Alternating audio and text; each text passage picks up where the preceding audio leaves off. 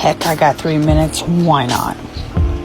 So I have been working on Baby Dragon, and this is the month of July's Patreon rewards. I'm going to do it traditionally, scan it into the computer, and then it'll go into the Patreon website for my patrons to be able to download.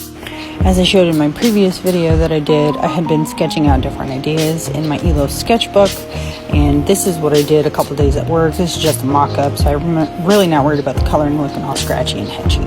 But this was the main idea,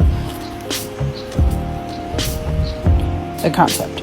If you're wondering what I use to put my lines down, I used Prismacolor Color Erase, and I sketched it out with this. And instead of inking, I used a brown Color Erase for the lines.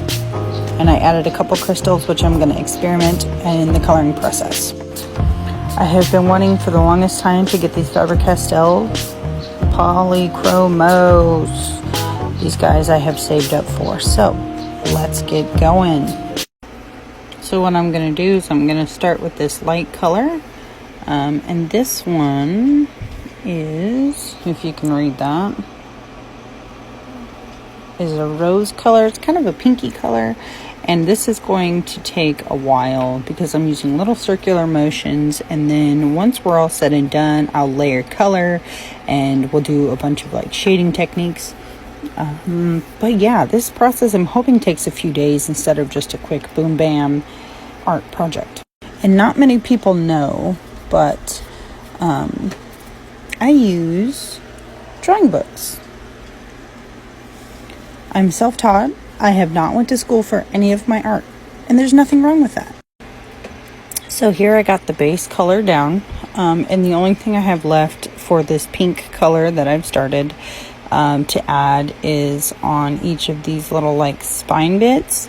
So on the tail, I have to finish on the back of the head.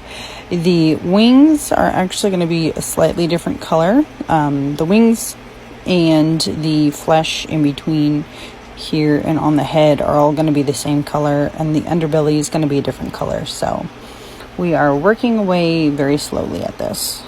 I want this to come out really good because it's for my patrons.